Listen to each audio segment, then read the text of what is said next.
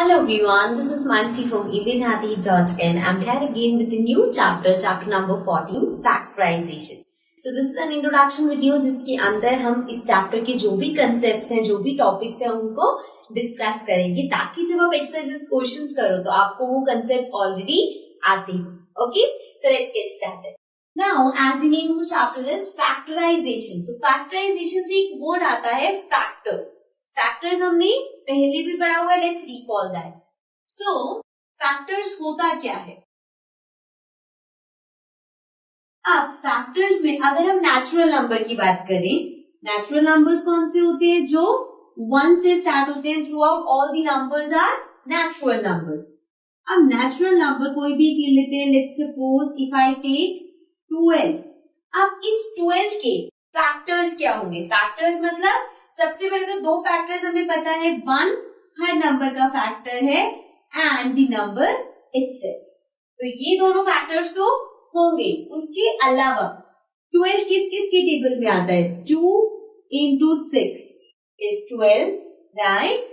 3 into 4 is 12. Then 4 के table में आता है 4 into 3 again. Then 6 के टेबल में आता है बच्चे 6 into 2. So this means जो हमें फैक्टर्स मिले हैं 12 के, they are 1, 2, 3, 4, 6 and 12. तो 12 के फैक्टर्स क्या क्या हो गए? 1, 2, 3, 4, 6 and 12. ये है 12 के फैक्टर्स. 12 एक नेचुरल नंबर है, तो हमने देखा कि वो किस किस के टेबल में आ रहे हैं, या फिर हम बोल सकते हैं किस किस का मल्टीपल है 12. जिसका मल्टीपल है 12 या जिसके टेबल में 12 आता है वो 12 का फैक्टर हो जाएगा. ठीक है, ये है नेचुरल नंबर. अब नेचुरल नंबर के साथ अगर हम बात करें एल्जेब्रिक, सो हमने एक पूरा चैप्टर किया है एल्जेब्रिक एक्सप्रेशन, जिसके अंदर भी हमने फैक्टर्स पढ़े थे. सो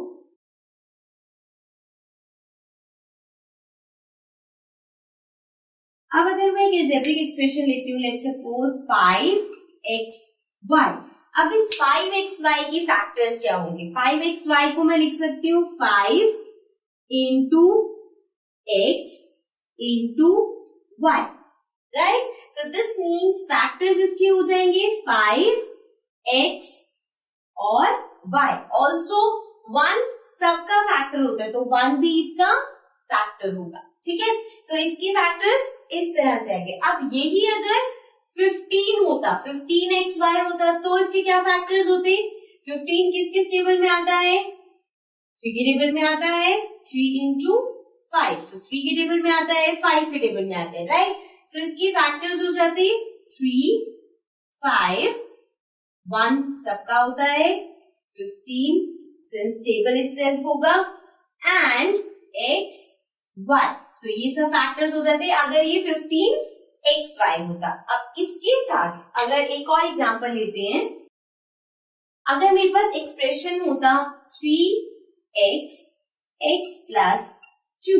अब इसके क्या फैक्टर्स होंगे? सो 3x और यहाँ पे बीच में कोई साइन नहीं है, मतलब ये भी मल्टीप्लाई हो रहा है. सो इसके फैक्टर्स हो जाएंगे 3x एंड x plus 2. ये पूरे का पूरा इसका फैक्टर हो जाएगा, राइट? बिकॉज ये मल्टीप्लाई हो रहा है. अब 2 अलग से नहीं होगा बिकॉज x plus 2 है. x 2x के साथ ऐड हो रहा है, तो 2 अलग से फैक्टर नहीं होगा. x plus 2 पूरा फैक्टर होगा. ठीक है, so this was about factors. Natural number के हो, एल्जेब्रिक एक्सप्रेशन के, किसी भी उसके फैक्टर्स क्या होते हैं, ये हमने अभी देखा. Now let's come to the next topic. Now we have understood about factors and next topic is factorization. अब ये factorization होता क्या है? Now इसका एक easy way जिससे हम factorization को define कर सकते हैं, that can be अगर हम किसी भी expression को या कोई भी number given है उसको उसके factors के product की तरह लिख रहे हैं, तो हम बोलते हैं कि हमने इसे factorize किया है. एंड वो फैक्टर्स नंबर्स हो सकते हैं, अलजेब्रिक एक्सप्रेशंस हो सकते हैं, वेरिएबल्स हो सकते हैं, कुछ भी हो सकते हैं, राइट? सो ये होता है फैक्टराइज करना. अब फैक्टराइज करने के लिए भी अलग अलग मेथड्स होते हैं जो कि हम एक एक करके डिस्कस करेंगे. The very first method is common factor.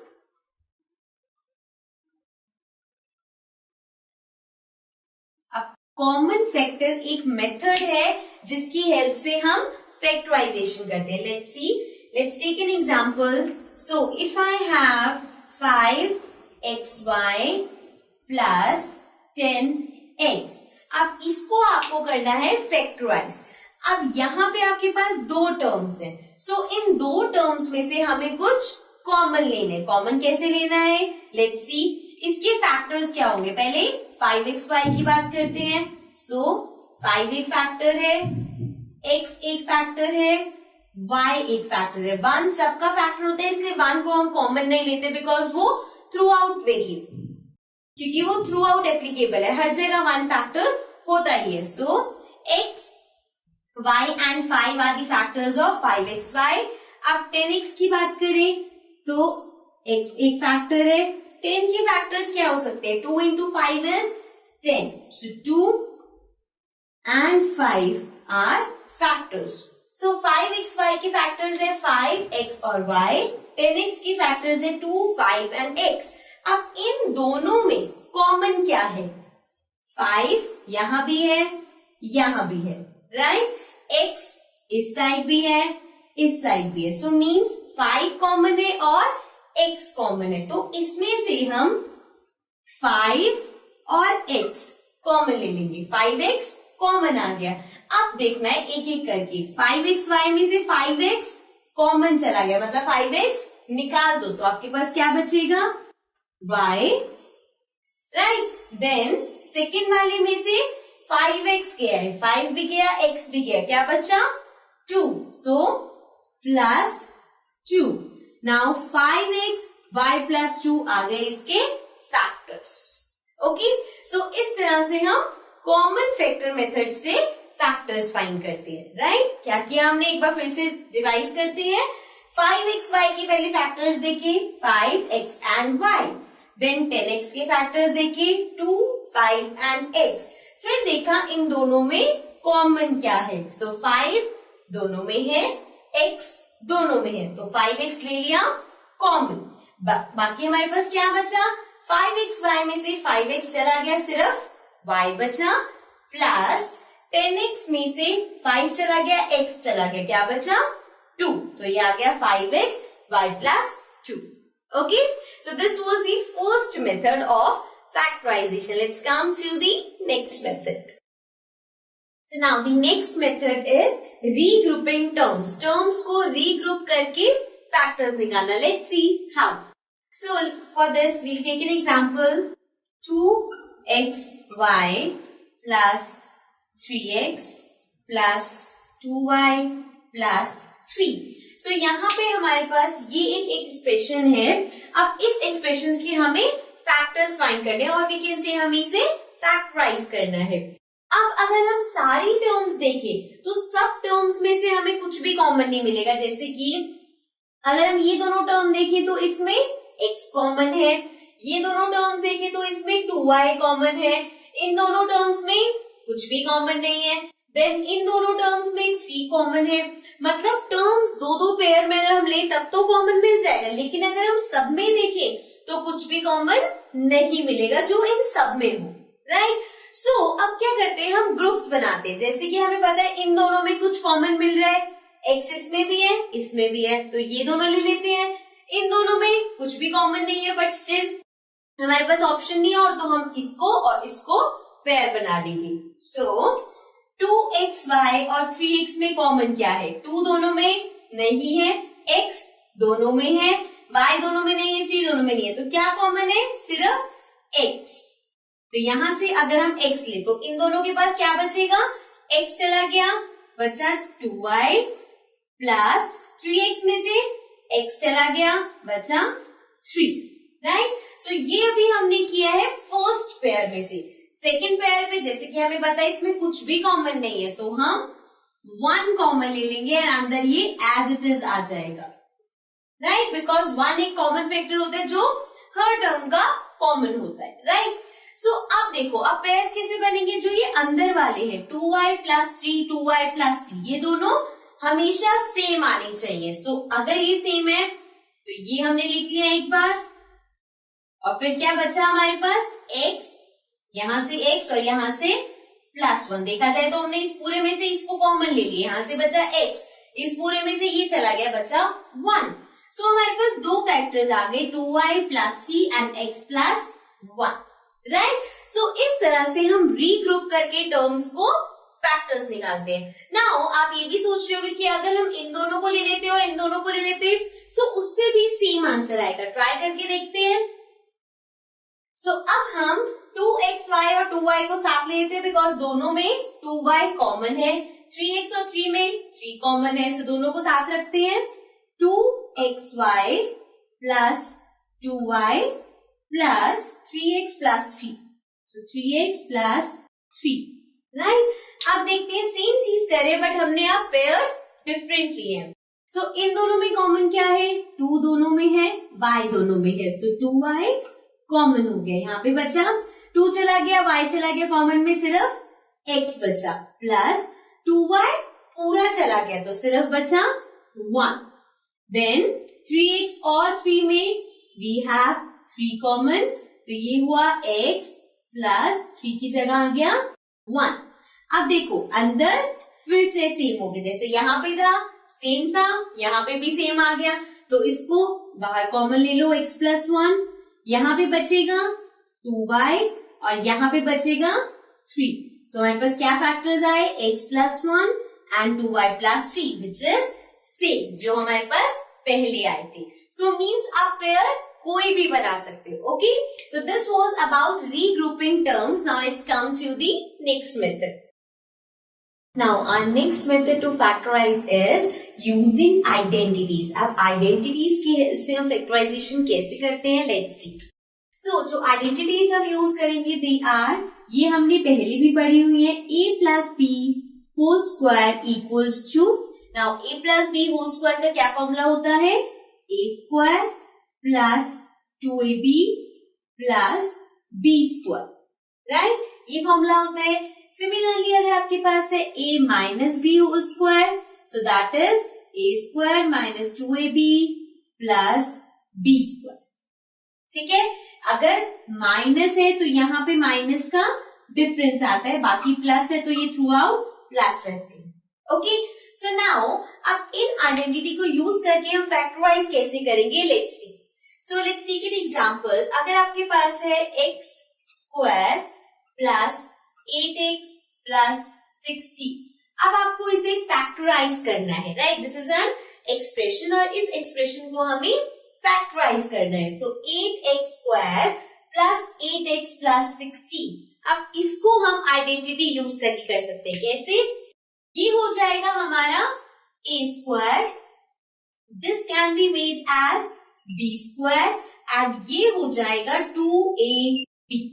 अब देखो a² के लिए ये ऑलरेडी x² है तो एज इट इज रहेगा, प्लस 2ab मतलब आपको 8 को 2ab की तरह लिखना है। आपके पास है 8 और x, यहाँ पे हमें पता है x हमारा a है, तो 8 को आप कैसे लिख सकते हो, यहाँ पे जाने की जगह पहले आप b² को कर सकते हो। सो प्लस 16 किसका स्क्वायर है, 4 का, so we can write it as 4², right. अब देखो, अब आप 8 को कैसे स्प्लिट कर सकते हो, you can write it as 2 × 4, so ये हो जाएगा 2 × 4 × x, राइट। सो ये हो गया 2ab, राइट। मतलब कि मैं इसको लिख सकती हूँ 2 × 4 × x, because 2 × 4 × x is 8x, ठीक है ना।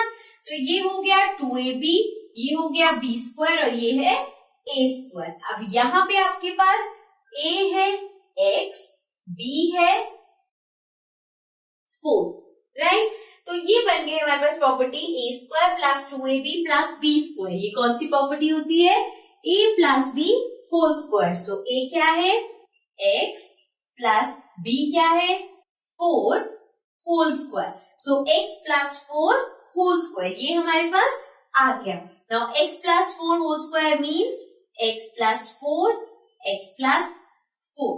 सो फैक्टर्स हो गए x + 4 and x + 4, right. So this means कि हम आइडेंटिटी की यूज करके फैक्टराइजेशन कर सकते हैं। सो एक बार क्विकली रिवाइज करते हैं हमने क्या किया।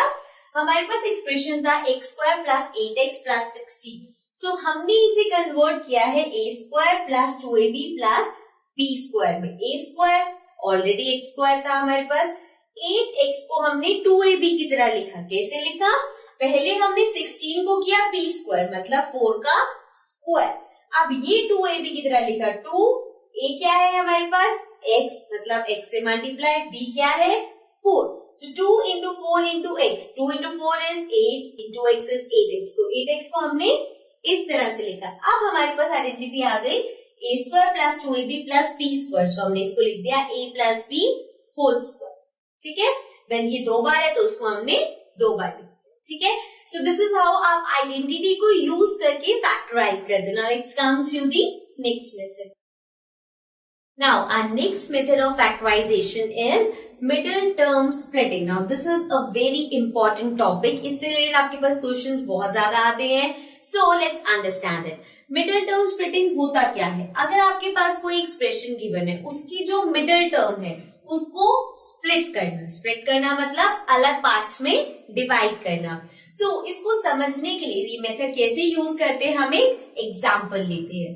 So let's take an example of x square plus 5x plus 6. So अब मेरे पास एक एक्सप्रेशन है x square plus 5x plus 6. अब इसमें मिडिल टर्म क्या है 5x. So इस 5x को मुझे स्प्लिट करना है. स्प्लिट कैसे करना है? स्प्लिट इस तरह से करना है कि इसको अगर मैं 2 पार्ट्स में स्प्लिट करूं तो वो उन 2 पार्ट्स को मल्टीप्लाई करके आना चाहिए 6 या और प्लस माइनस करके आना चाहिए 5x. समझ में आया? मतलब कि इसको आपको इस तरह से लिखना है कि वो जो 2 पार्ट्स में आप स्प्लिट करोगे उन 2 पार्ट्स को अगर मैं मल्टीप्लाई करूं तो वो 6 आए. 6 क्यों आए? वैसे हम लेते हैं दिस मल्टीप्लाइड बाय यहाँ पे जो कोफिशिएंट होता है. यहाँ पे कोई कोफिशिएंट नहीं है. सो 6 into 1 is 6.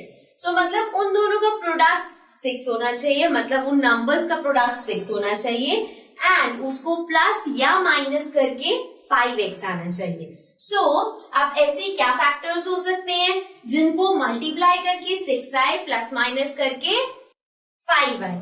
सो 6 के फैक्टर्स क्या है? 2 into 3 is 6. तो 2 फैक्टर्स है 2 और 3. Now 2 into 3 is 6. 2 plus 3 is 5. Right? So means हमें 5 भी मिल रहा है और 6 भी मिल रहा है. सो फैक्टर्स हमें लेने हैं 2 और 3. Now let's see.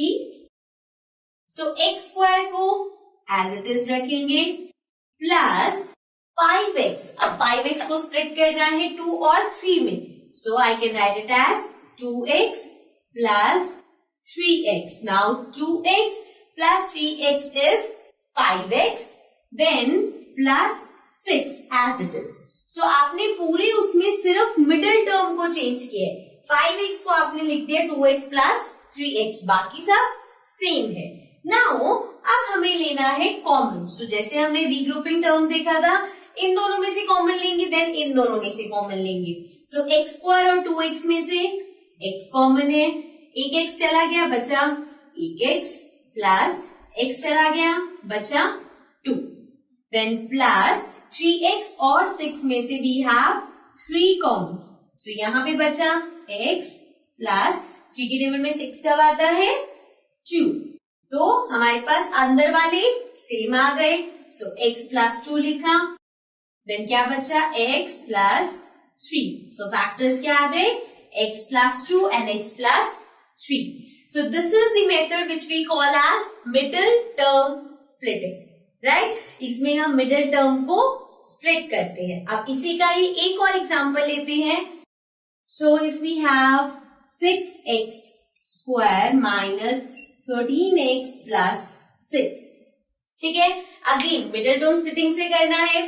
middle term क्या है 13x और we can say minus 13x. मतलब माइनस 13x को आपको इस तरह से डिवाइड करना है कि प्लस माइनस करके माइनस 13x आए और मल्टीप्लाई करके 6 नहीं 6 into 6 फर्स्ट टर्म का कोफिशिएंट लेना है, तो 6 into 6 is 36. सो मल्टीप्लाई करके 36 है, राइट. सो अब हम देखेंगे 36 के फैक्टर्स, जिसकी हेल्प से हमें पता चलेगा कि किसको प्लस या माइनस करके -13 आ रहा है. सो 36 के फैक्टर्स क्या है? 12 के टेबल में आता है 12 into 3.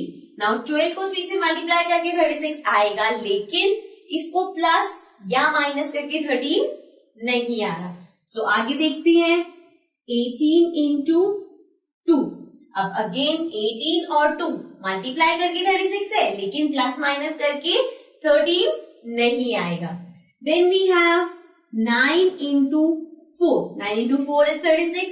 मल्टीप्लाई करके 36 आ रहा है, एंड ऑल्सो 9 plus 4 is 13. अब देखो 9 plus 4 13 है, लेकिन -13 चाहिए. सो क्या मैं इसको -9 -4 लिख सकती हूँ? माइनस माइनस प्लस, सो ये ऐड ही होंगे, मतलब 13 ही होगा और साइन आ जाएगा माइनस का, सो -13 हो जाएगा, राइट. सो दिस मीन्स हमें अपने फैक्टर्स मिल गए, विच इज 9 and 4, जिसको हम -9 -4 लेंगे. So 6x square as it is लिख दिया हमने. अब इसको लिखना है -9x -4x plus 6 as it is. Again इन दोनों में से क्या कॉमन है? 3 है दोनों में, x है दोनों में. 3 के टेबल में 6 कब आता है? 2. x स्क्वायर में से एक x चला गया, एक x बचा, माइनस 9x. अब 9x में से x तो बाहर चला गया, 9 में से 3 चला गया, एक 3 बचा. देन इन दोनों में से मैंने पहली बात तो यहाँ माइनस क्यों लिया? बिकॉज मुझे पता है मुझे अंदर माइनस चाहिए, तो मैंने बाहर माइनस लिए ताकि अंदर साइन चेंज हो जाए. अब 4x और 6 में 2 कॉमन है, तो यहाँ पे बचा 2 into 2 is 4, so ये बचा 2x प्लस 2 के टेबल में 6 कब आता है? 3 पे. अब हमारे पास अंदर क्या कॉमन आया? ऑल्सो अभी हमने बात करी कि बाहर माइनस है तो साइन चेंज होगा, तो अंदर वाला कॉमन आ गया 2x -3. देन हमारे पास बचा 3x -2. तो फैक्टर्स क्या आ गए? 2x -3 and 3x -2. Okay, so this was about middle term splitting. With this we have completed all the methods of factorization जो आपके syllabus में है. Now let's come to the next topic. Now our next topic is division of algebraic expressions. So हमने एक chapter किया था, chapter number 9, जिसका name था algebraic expressions and identities. उसके अंदर हमने देखा था algebraic expressions को हम मल्टीप्लाई कैसे करते हैं. Now we are talking about division, कि अगर आपके पास algebraic expressions है तो आप उसको डिवाइड कैसे करते हो. So the first thing is monomial bye monomial. Monomial क्या होता है? एक ऐसा एक्सप्रेशन जिसके अंदर सिर्फ एक टर्म होती है. सो उनको हम कैसे डिवाइड करेंगे? दोनों अगर आपके पास मोनोमियल है, एग्जाम्पल लेते हैं. If we have 6x cube divided by 2x. Now 6x cube भी मोनोमियल है, 2x भी मोनोमियल है, बिकॉज एक एक टर्म्स है ये, राइट. सो इनको डिवाइड करना है. So this will B 6x cube upon 2x. ठीक है, इस तरह से लिखेंगे. अब ये डिवाइड या कट कैसे होंगे? सबसे पहले तो 6 और 2 को आप कट कर सकते हो, जैसे नॉर्मल आप नंबर्स को कट करते हो. अगर आपके पास है 12/6, सो हम ऐसे करते हैं ना कि दोनों 2 के टेबल में आते हैं. 2 into 3 is 6, 2 into 6 is 12, ऐसे 3 into 1 is 3, 3 into 2 is, ऐसे नंबर कट करते हैं. सो पहले करते हैं इसके फैक्टर्स. 6 एज इट इज लिख लेते हैं बिकॉज वो हम 2 से कट कर सकते हैं. साथ में है x क्यूब. x क्यूब का क्या मतलब है? 3 बार x, so x into x into x. So we have x 3 times. Now upon 2x मतलब 2 into x, right? So x से x कैंसिल हो जाएगा, 2 से 6 कैंसिल करते हैं, 2 into 3 is 6. So हमारे पास बचा 3 और 2x बचे. 2x का क्या मतलब है? x into x is x square. So the answer is 3x square. Okay? So इस तरह से हम डिवाइड करते हैं मोनोमियल बाय मोनोमियल, अगर दोनों की एक एक टर्म है. Now let's come to the next thing. Now the next thing in division we have is polynomial by monomial. Polynomial क्या होता है? कोई भी एक्सप्रेशन जिसके अंदर 1, 2, 3, 4, 5, 6 कितनी भी टर्म्स हो सकती है, that is termed as polynomial. अब polynomial को डिवाइड करना है मोनोमियल. मोनोमियल अगेन एक टर्म वाला एक्सप्रेशन. सो एक एग्जांपल लेते हैं. Let's take 24 x square yz plus x y square z plus x y z square divided by 8x y z. Okay, अब आपको ये पूरा एक पॉलिनोमियल है, इस पूरे पॉलिनोमियल को डिवाइड करना है 8x y z से, which is a monomial. So first let's write it down. 24 पूरा हम एज इट इज लिख लेते हैं.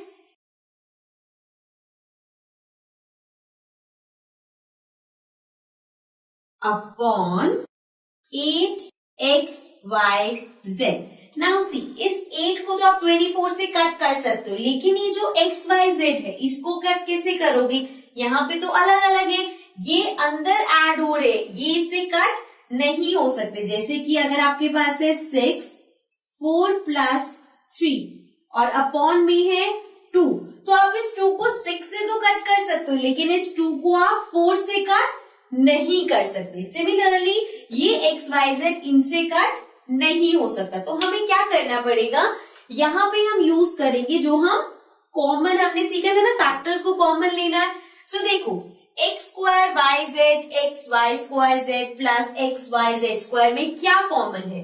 तीनों में x है, किसी में 2 बार है, 1 बार है, 1 बार है. सिमिलरली तीनों में y भी है, यहाँ पे भी है, यहाँ वाई स्क्वायर है, यहाँ पे भी y है, तीनों में z भी है, राइट? सो हम जो कॉमन ले सकते हैं that can be 24 as it is.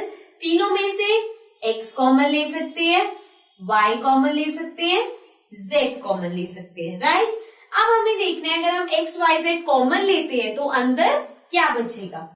अब x स्क्वायर वाई जेड में से y कॉमन चला गया, z कॉमन चला गया, x स्क्वायर मतलब 2x है जिसमें से एक x कॉमन है तो एक बचा, plus again x y square z, x चला गया, z चला गया, y स्क्वायर है मतलब एक y बचेगा क्योंकि एक बाहर कॉमन जा चुका है, प्लस अगेन x चला गया, y चला गया, z एक बचेगा. सो हमारे पास आ गया 24xyz and in bracket x plus y plus z और नीचे 8xyz.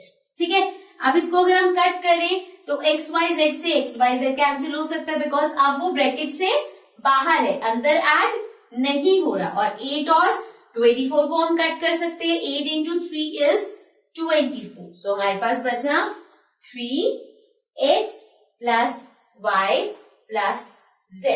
सो इस तरह से हम एल्जेब्रिक एक्सप्रेशंस को डिवाइड करते हैं. अगर आपके पास एक पॉलिनोमियल है उसको आपको मोनोमियल से डिवाइड करना है. Okay, now let's come to the next thing. Now the next thing we have is polynomial by polynomial. अब आपको देखना है अगर आपके पास पॉलिनोमियल है ऊपर नीचे दोनों, सो आप उनको कैसे डिवाइड करोगे. So again let's take an example. If I have 7x square plus 14x divided by x plus 2. अब आपको इन दोनों को डिवाइड करना है. अब नीचे आपके पास पॉलिनोमियल है, x प्लस 2 है, नीचे मोनोमियल नहीं है, x प्लस 2 है. तो आप अगर ऊपर खाली x भी होगा तो कैंसिल नहीं कर सकते बिकॉज ये प्लस है साथ में, राइट? सो अब हमें देखना है कि हम क्या कर सकते हैं. सो ऊपर जो है 7x स्क्वायर प्लस 14x, इसमें देखते हैं हम कॉमन ले सकते हैं. 7 दोनों में है, x दोनों में है, सो कॉमन लेके देखते हैं. सो ऊपर हमारे पास 7 कॉमन आ सकता है और x कॉमन आ सकता है. बाकी हमारे पास बचा 7 चला गया, x स्क्वायर में से एक x कॉमन गया, एक x बचा, प्लस 14x में से x बाहर जा चुका है, 14 में से 7 बाहर गया. 14 का मतलब है 7 इंटू 2, 7 बाहर चला गया तो क्या बचा 2. सो ये आ गया प्लस 2 अपॉन x प्लस 2. अब अगर हम देखें तो ये x प्लस 2 नीचे जो पूरा है ऊपर मल्टीप्लाई में आ गया, so this means this and this can be cancel, तो हमारे पास बचा 7x, right. So this is how we divide polynomial by polynomial. अगर इस तरह से आपको हर क्वेश्चन में देखना पड़ेगा, आप उसमें कॉमन ले सकते हो, क्या कर सकते हो जिससे कैंसिल आउट हो जाए। Okay, so this was about division of algebraic expressions. Now let's come to the next topic. Now, जो इस चैप्टर की लास्ट एक्सरसाइज है उसमें सिर्फ ये है कि आपको एरर्स फाइंड करने की, क्या एरर हुआ है सॉल्व करते हुए।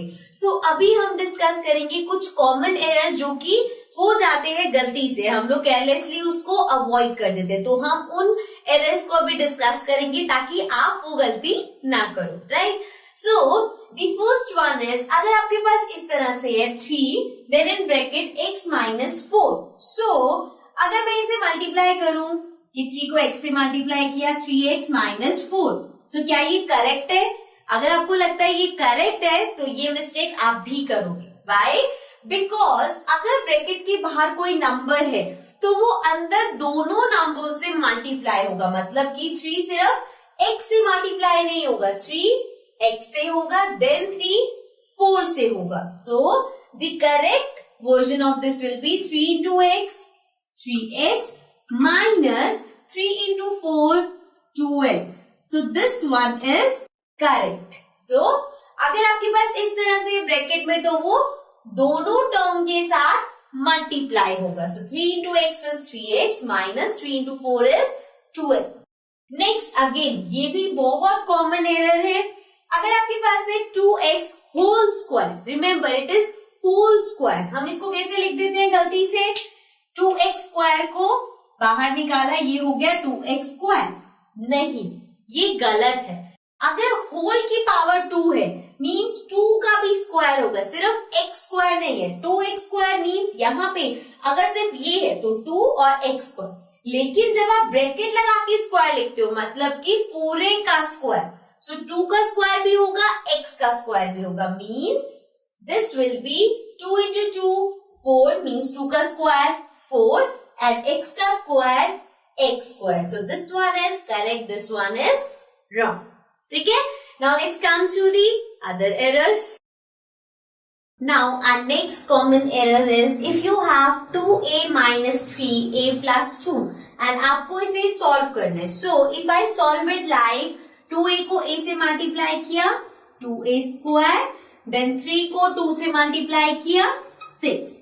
So क्या ये करेक्ट है? नहीं, ये रॉन्ग है। Why? Because अगर आपके पास डबल टर्म्स है तो पहले 2a इन दोनों से मल्टीप्लाई होगा, सिर्फ फर्स्ट टर्म फर्स्ट से मल्टीप्लाई नहीं होती। सिमिलरली 3 देन दोनों से मल्टीप्लाई होगा, सो इसका करेक्ट होगा 2a into a is 2a square, then 2a into 2 is plus 4a, then minus 3 into a is minus 3a, then minus 3 into 2 is 3 into 2 6 and minus plus minus, right? अब यहाँ पे ये like terms है, इसको हम solve कर सकते हैं। So 2a square plus minus minus 4 minus 3 is 1. अब 4 minus 3 अगर 1 हो गया तो उसको सिर्फ छोड़ना नहीं है, कैंसिल नहीं हुआ वो, मतलब कि यहाँ पे अभी a बचा है। So 2a square plus a minus 6 is the correct answer. Okay, so this was our third mistake. Now let's come to the other errors. Now the next two errors are, अगर आपके पास है x plus 2 whole square, so कुछ बहुत समझदार बच्चे इनको ऐसे लिख देते हैं, x plus 2 का होल स्क्वायर करना है तो x का स्क्वायर कर दो प्लस 8 का स्क्वायर कर दो, ये हो गया x square plus 64 answer. But this is wrong because ये आइडेंटिटी है, a plus b whole square. So a plus b whole square is a square means x square plus 2a is x, b is 8. So 2ab plus b square मतलब 8 square which is 64. So ये हो गया x square plus 8 into 2 16 x plus 64. So this is the correct answer and not this. Okay. Similarly, x minus 5 ko if I write x square minus 25. So this is wrong again. Why? Because a minus b whole square की identity use होगी. So a square minus 2ab plus b square, which is 25. So x square minus 5 into 2, 10. X plus 25 is the correct answer. Okay. So these were some errors जो कि बहुत common है, हम बहुत ज्यादा mistake करते हैं. So आपको ध्यान रखना है कि अब एटलीस्ट ये देखने के बाद आप ये errors नहीं करोगे. Okay. So this was the last topic for this chapter. With this we have completed all the topics.